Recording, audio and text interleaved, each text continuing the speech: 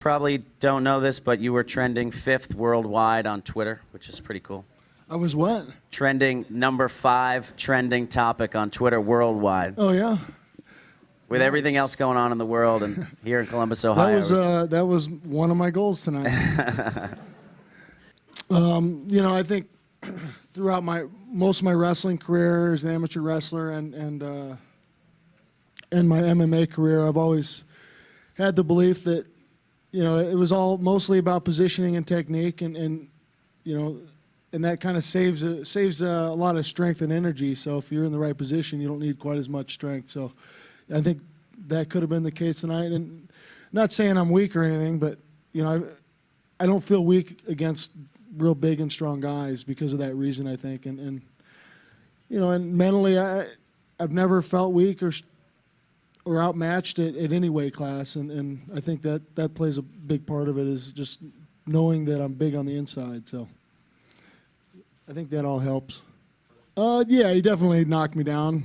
I'd have to watch it to see whether he knocked me down or not. I usually have to watch fights to see what actually happens. Everything happens so fast, and you don't remember everything in a fight. So especially when he knocks you a little silly. And, he definitely did that. He kicks hard and he hits hard. I knew that going in, and wanted to just, be patient at first 1-2 rounds and wear him out a little bit and have him have a little bit less power. And I know that I was ready to go 5 rounds in this fight, and especially with the way he paces himself also. I think he's not one of those real aggressive guys that makes you work the whole time. So, that definitely helps an old man when he's 40. I believe I said, I was worried about the fight, and beating a tough opponent like that meant the most, and this was just the cherry on top, and I do like cherries, it's been a while since I've, won a new belt, and this one definitely means probably the most to me right now because I'm 40 years old, and I feel like inside I felt like I still could compete with the top guys, and I felt like that was something I needed to prove to myself tonight, and I definitely accomplished that for myself. Hopefully for you fans too. No, I felt he probably jumped in right when he had to. He wasn't. He definitely got knocked silly when I knocked him down. He started to roll over. He wasn't out cold.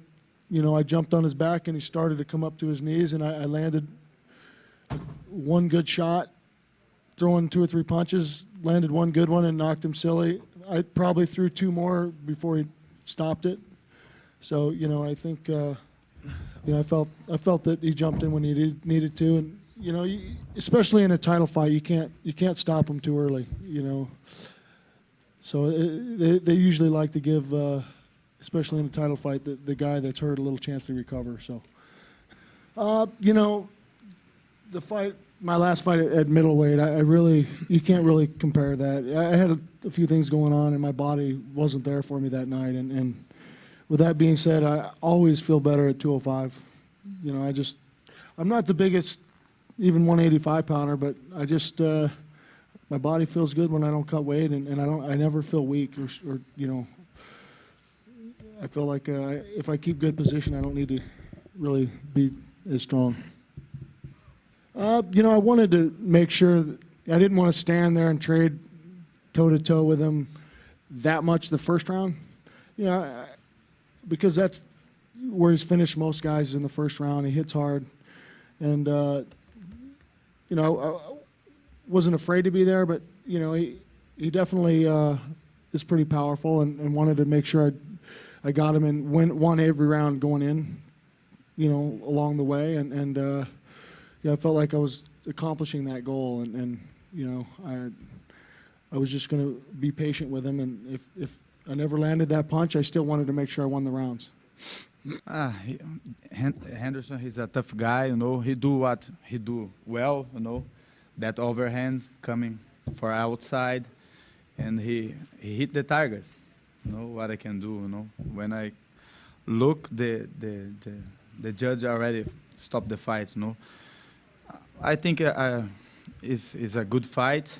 I will be doing my best, I will come back home training. This is a pass already, I come back home, training more, and come back stronger, for sure. it time for a beer now?